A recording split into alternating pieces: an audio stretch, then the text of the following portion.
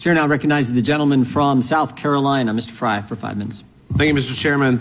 We are here today to provide transparency, finally, to the American people. 7 years ago, the FBI launched Crossfire Hurricane, the left's brazen attempt to keep Donald Trump out of the White House. This federal investigation, funded by the Hillary Clinton campaign, caused Americans to believe that then candidate Trump was colluding with Russia in order to win the 2016 presidential election. Mr. Durham has spent 4 years investigating this, 480 witnesses, 6 million pages of documents, 190 subpoenas, and executing 7 search warrants. Less than a month ago, he completed this report that instigated a baseless investigation and launched a partisan attack on President Trump, despite having no true justification to do this. That was the FBI. Within 3 days of receiving the information from a diplomat in Australia, the FBI opened a full-fledged investigation into the Trump campaign. So, Mr. Durham, let's get into this. The FBI opened up Crossfire Hurricane without speaking to the people who provided the initial information. Is that true? That's correct. The FBI opened Crossfire Hurricane on a Sunday, only 3 days after reviewing that information. Is that correct? That's correct. So just think about that for a moment. An investigation, a full investigation into a presidential campaign over a weekend. Mr. Durham, the FBI opened Crossfire Hurricane without interviewing any of the essential witnesses. Is that true? That's true. And the FBI also opened up Crossfire Hurricane without using any of the standard analytical tools typically employed to evaluate that evidence. Is that true? That's true. So think about that. The FBI never talked to the people who gave them the intelligence information. They never examined their own witnesses. They never interviewed the witnesses. They never corroborated the dossier. Mr. Durham, if the FBI had done these things, if they had done their homework, would it have found that its own Russian experts had no information about President Trump being involved with Russian leadership or Russian intelligence officials? Yes. So then, was there adequate predication for the FBI to open Crossfire Hurricane as a full investigation? On July 31st, in my view, based on our investigation, there was not a legitimate basis to open as a full investigation. An assessment is something that had to be looked at, gather information, such as interviewing the people who provided the Papadopoulos information, checking their own databases, the databases of other intelligence agencies, and the standard kinds of things that you would do in an investigation like this. Mr. Durham, I think it's safe to conclude, based on that report and anyone who has read it, that they did not have that adequate basis, as you talked about, to launch this investigation. Let's move on to a second really troubling aspect of your findings. From the report, I gathered that key FBI leaders, all the way at the top, were predisposed to go after candidate Trump. This bias likely affected the conduct of FBI personnel in this investigation. Is that true? Yes.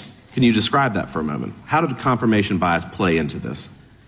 Confirmation bias, as was alluded to, has to do with our human tendency to accept things that we already think are true and to reject anything else. In this instance, there are any number of significant red flags that were raised that were simply ignored. If there's evidence that was inconsistent with the narrative, they didn't pay attention to it. They didn't explore it. They didn't take the logical investigative steps that should have been taken. Let's see how real this bias was. FBI Deputy Assistant Director Peter Strzok drafted and approved the Crossfire Hurricane opening communication. Is that correct? That's correct. And in your investigation, your office discovered text messages between Strzok and Lisa Page, who was the special assistant to the FBI Director McCabe, expressing strong bias against candidate Trump. That's true. For the record, let me read aloud. This was generated by staff, but this would look like their text messages. On August 18, 2016, Page texted Strzok, "Trump's not going to become president, right? Right?" And Strzok responded by saying, No, he's not. We'll stop it. It's clear that there was no evidence of Russia collusion with the Trump campaign in 2016. The American people deserve the truth, and I'm proud to serve on this committee to uncover these lies that were perpetuated for far too long. With that, Mr. Chairman, with my remaining 30 seconds, I will yield to you. Since the chairman yielding back, we'll wait for my time. We'll now recognize the gentlelady from California. Thank you, Mr. Chairman, and thank you, Mr. Durham, for being here this morning. The ranking member explored an item that I wanted to explore with you, which is based on the information provided to the U.S. government by Australia that a campaign aide had told one of their diplomats that the Russians had dirt on Clinton in the form of thousands of emails that, and this is a quote from your report, as an initial matter, there's no question the FBI had an affirmative obligation to closely examine the Australian information. So that's in your report. And I think the issue might be preliminary versus full, because you agree that there was an obligation to look at it based on that. Is that correct? That's what you say. When you say based on that, some of the premises of the question are inaccurate. Papadopoulos did not tell. No, the question is, do you disavow what you said in your report? That you had an affirmative obligation, the FBI, to look at that? The answer to that question, but they had to look at it, yes. All right. I want to take a look at some of the other things that I didn't find in your report. In looking at the FBI's behavior, did you find any evidence that the FBI was taking a look at the hacking of the Democratic National Committee and their investigation of that? And if so, where is that in your report? That was outside the scope of what I was asked to do. And in the Mueller report, he found that the campaign manager, Mr. Manafort, was giving inside information, private polling data to the Russians, that there was a meeting in Trump Tower with the president's son-in-law and his son, where the Russians had promised they had dirt, and the email from the president's son was something to the effect of, "So we love it." Did the FBI look at that? Did you examine that? And if so, where is that in your report? That is not something I was asked to look at, and we didn't look at that. I'm wondering, did you take a look at how the FBI evaluated the alleged ties to Alpha Bank? Did you hire cyber experts to actually take a look at those potential or alleged ties? Yes. Well, I didn't hire them. They were FBI experts. And where's that in your report? I can't, it's in there. I can find the page. My colleagues can find the page, but it is an entire section on Alpha Bank, the white papers and the data that were provided by Mr. Sussman to the FBI, and then the subsequent No, but my question was, did you take a look, did you hire experts to evaluate the FBI's evaluation? I did not hire experts to examine what the experts said, no. Let me ask another question. I thought it was down a rabbit's hole, but you and Attorney General Barr went to Italy to take a look at some allegation about foreign servers, and Italian officials gave you evidence that they said linked Donald Trump to certain financial crimes. Did the Attorney General ask you to investigate that matter that the Italians referred to you? And if so, did you take any investigative steps, and did you file charges, or if not, did you file a declination memo for decision not to charge in this case? The question's outside the scope of what I think I'm authorized to talk about. It's not part of the report. I can tell you this, that investigative steps were taken, grand jury subpoenas were issued, and it came to nothing. I'd like to yield the balance of my time to my colleague from California, Mr. Schiff. Mr. Durham, DOJ policy provides that you don't speak about a pending investigation, and yet you did, didn't you? I'm not exactly sure what when the Inspector General issued a report saying that the investigation was properly predicated, you spoke out in violation of Department of Justice policy to criticize the Inspector General's conclusions, didn't you? I issued a public statement. I didn't do it anonymously. I didn't do it through third persons. But nonetheless, you violated department policy by issuing a statement while your investigation was ongoing, didn't you? I don't know that. If I did, then I did, but I was not aware that I was violating some policy. And you also sought to get the Inspector General to change his conclusion, did you not? When he was concluding that the investigation was properly predicated, did you privately seek to intervene to change that conclusion? This is outside the scope of the report, but if you want to go there, we asked the Inspector General to take a look at the intelligence that's included in the classified appendix that you looked at, and said that ought to affect portions of his report. And you thought it was appropriate for you to intervene with an independent investigation by the Inspector General because he was reaching a conclusion you disagreed with. You thought that was appropriate. That's not, the premise isn't right. The Inspector General circulated a draft memo to a number of agencies and persons. Our group was one of them. We were asked to review that draft and bring to his attention any concerns that we had or disagreements. And when he Time of the gentleman- refused to time of the change gentleman his, has- when time of the he gentleman has refused to expired. change his report, Time of the gentleman's you expired. violated Mr. Chairman, I policy. insist on regular order. Well, it's not even his time. It's Ms. Lofgren's time. So the gentleman yields back to Ms. Lofgren, who's not here, so the time has expired. Mr. Durham, in the summer of 2016, did our government receive intelligence that suggested Secretary Clinton had approved a plan to tie President Trump to Russia? Yes. Was that intelligence important enough for Director Brennan to go brief the President of the United States, the Vice President of the United States, the Attorney General of the United States, and the Director of the FBI? Yes. And was that intelligence put then into a memorandum, a referral memorandum?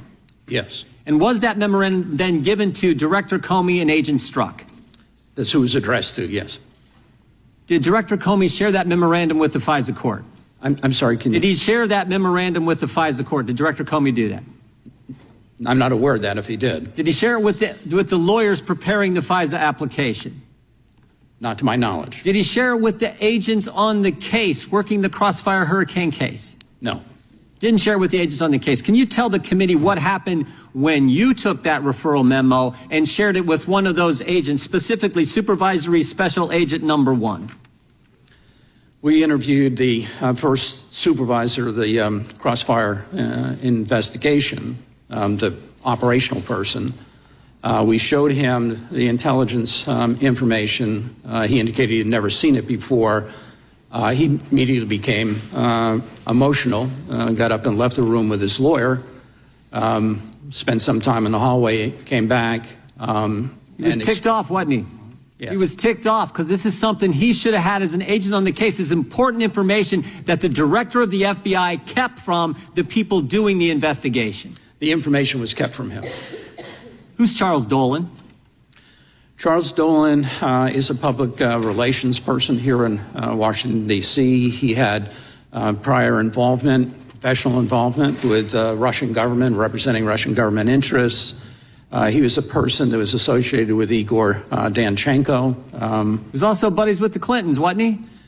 He had held positions when President Clinton was president. In their campaign advisory to Secretary Clinton's presidential campaign, executive director of the Democrat Governors Association. That's the same Charles Dolan we're talking about? Yes. Yeah, and wasn't he also a key source for information in the dossier? He provided some information that was included in the Ritz-Carlton dossier, yes. stuff, the Manafort stuff. In the Crossfire Hurricane investigation and the Mueller investigation, when the FBI interviewed Mr. Dolan, what did he have to say? To my knowledge, they didn't interview Mr. Dolan. They didn't interview this guy? Source for the dossier? Key information in the dossier? Buddies with the Clintons? They didn't talk to him? No, I mean, we report on that because even Christopher Steele in October 2016 identified Dolan as somebody that might have information. I find it interesting they didn't talk to him. What, were there agents on the case who wanted to talk to Mr. Dolan, Mr. Durham?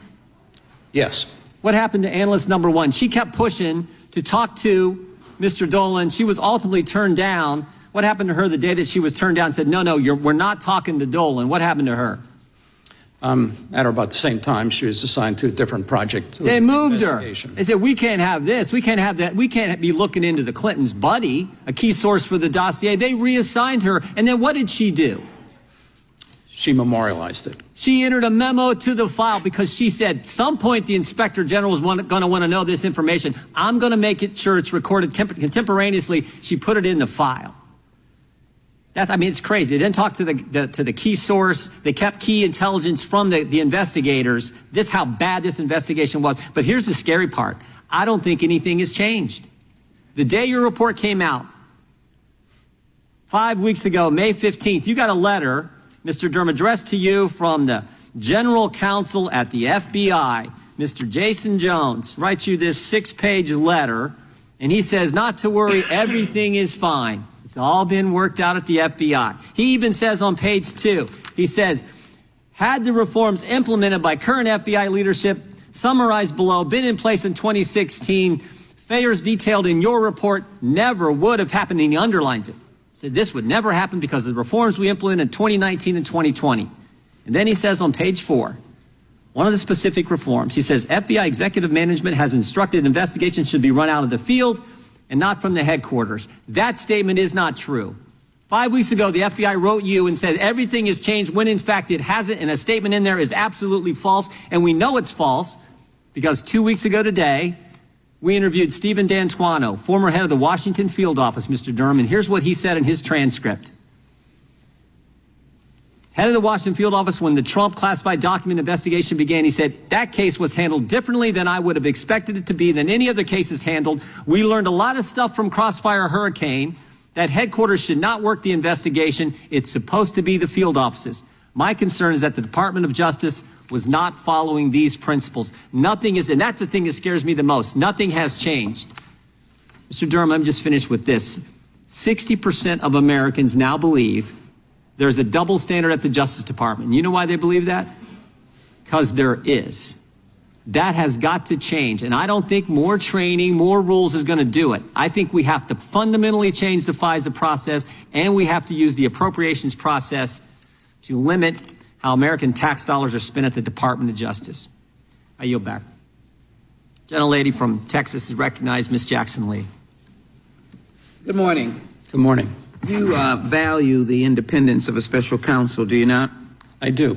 In a letter to Attorney General Garland submitting your report, you asked him to allow you to continue investigation unencumbered. You said, we want to thank you and your office for permitting our inquiry to proceed independently without interference, as you assured the members of the Judiciary Committee would be the case during your confirmation hearings to become Attorney General of the United States. You value your special counsel status.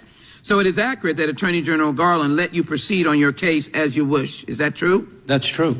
And yes or no, it was important to you that as a special counsel, your investigation was supposed to be independent. Is that correct? That's correct. Because special counsels and special attorneys are supposed to be independent, right? Special counsel is. Yes.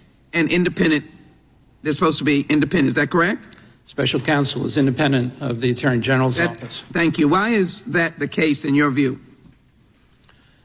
So there can be some confidence on the part of people looking at the investigation that was done, decisions which were made. Thank you. Special counsels and special attorneys are supposed to be, for the American public, to present the potential of a conflict of interest between the government and a sensitive investigation. By appointing a special counsel and attorney general is supposed to be finding an unbiased party to do the investigating. This was at a very high level. This was dealing with potential presidential candidates. This was dealing with Russia collusion and undermining the very fabric of the United States of America. And they are supposed to leave that person alone, as you commended Attorney General Garland for doing. So, unlike Attorney General Garland, Attorney General Barr was very involved in your investigation, wasn't he? He was not involved when I became special counsel. Prior to that, I worked under the supervision of the Attorney General and Deputy. He was very involved, was he not? Let me just bring you to this point. Barr established early on that he was very interested in your investigation. On June 8, 2018, he sent then Deputy Attorney General Rod Rosenstein an unsolicited memo arguing that the Mueller investigation should not be able to force the president to submit to interrogation about obstruction. In his text message sending the memo, Barr wrote that he feels very deeply about some of the issues taking shape in the Mueller matter. How often did you meet with Attorney General Barr in 2019? Before I was special counsel, maybe, well, with him himself, maybe every 2 weeks, 3 weeks, something of that sort. And then after? Sometimes more frequently. And then after? After it became, I had been appointed special counsel, I don't know. I mean, I'm sure that I saw him, but I didn't meet with him on a lot. The investigation. No, All it was right. not a lot. How often did you speak or text with the Attorney General? This is during the investigation. I wouldn't. When I was special counsel or prior to that? Special counsel, sir. I don't know how many times I texted with him. All right. Well, according to now public records, Barr scheduled at least 18 meetings or calls with you between 2019 March and October 2019. And you and he text messages with each other frequently, didn't you?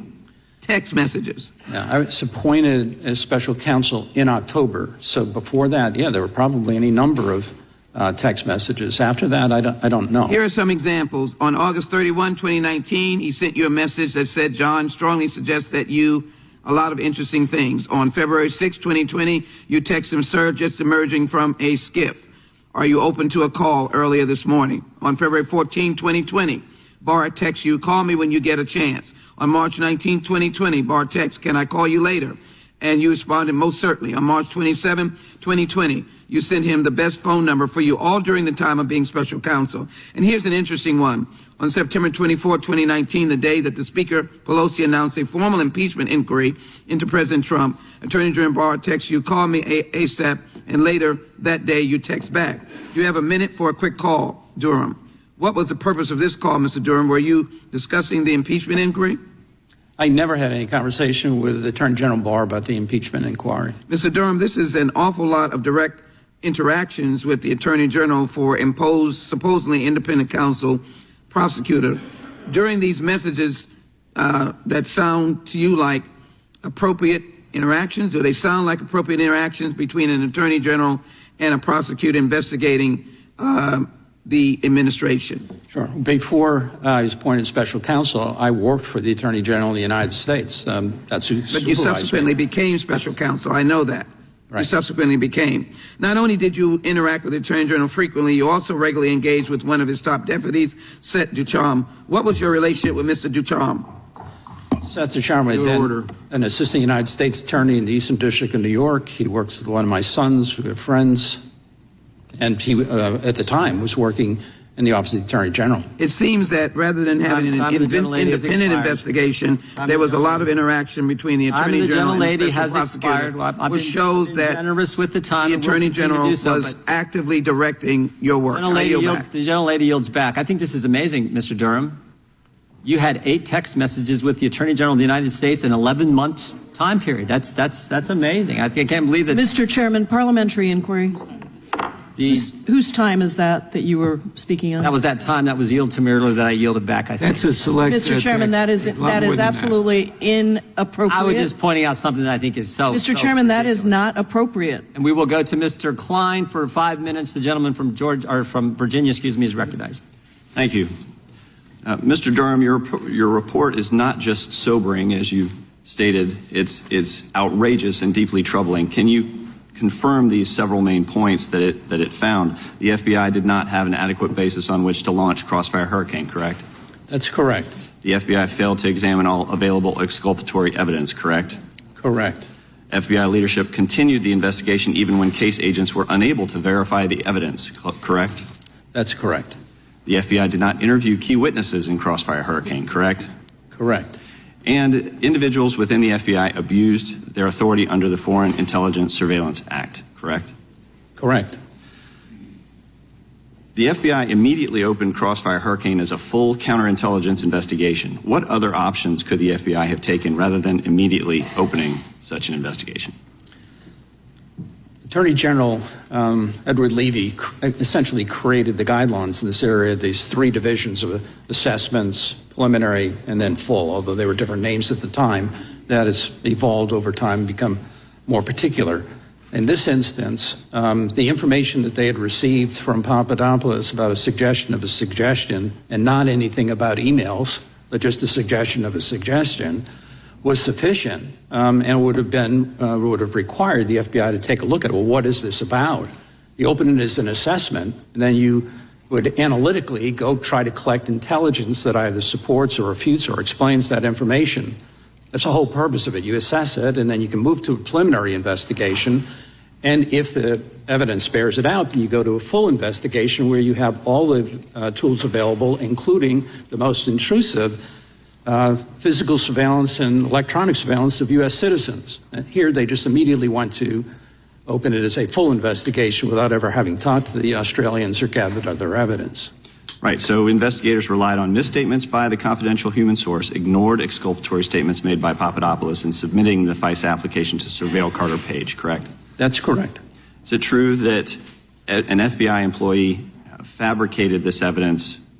Can you expand on that fabrication and the reliance to support that FISA application? In connection with one of the extensions, the final extension renewal of the FISA on Carter Page, one of the agents who had come on board wanted to be certain that there was information that was their information as to whether or not Carter Page had been a source of information to the CIA, and pressed Kevin Kleinsmith in the General Counsel's Office of the FBI on that point. Kleinsmith got a hold of people at another government agency, intelligence agency, on the issue, and that person said that yes, in the FBI parlance, Carter Page was the source, and put that in writing. When Kleinsmith talked to the agent who was saying, we want to be sure on this, was he or was he not a source? Kleinsmith said, no, he said he's not. He said, did we get that in writing? Kleinsmith said yes. And they said, well, I want to see it. And then Kleinsmith altered the other government agency document to reflect this, to say that Page was not a source, when he in fact was a source. That's the gist of it. What did the investigators mean when they said they hoped the returns on the Carter Page FISA application would, quote, self-corroborate? That is another troublesome thing. The agent was, they're saying, well, if we can get on surveillance, electronic surveillance of Page, then we'll find out essentially whether we really do have probable cause or not. He would self-corroborate in that sense. Are investigators supposed to corroborate information before or after it's included in a FISA application? Yeah, you have to have that before you intrude in the liberties of American citizens. In fact, the FBI is required to follow its Woods procedures, which the FBI adopted to ensure the accuracy of the information contained in FISA applications, correct? That's correct. And did the FISC ever criticize the FBI's handling of the Page FISA application? Yes. And what were some of those concerns that they raised? Well, ultimately, the FISC issued an order, a memorandum indicating that had the information that was disclosed in the investigation done by Inspector General Horowitz, a very thorough job and a good job and a well-written report. Had they known that, at least the second and third renewal applications would not have established probable cause. And I think the Bureau, the Department of Justice acknowledges that as well. If the FISC had all of the information that I think is included in this report, I think it's highly doubtful that there would have ever been an application submitted, and if it was submitted, that the FISC would have ever granted that order. Thank you.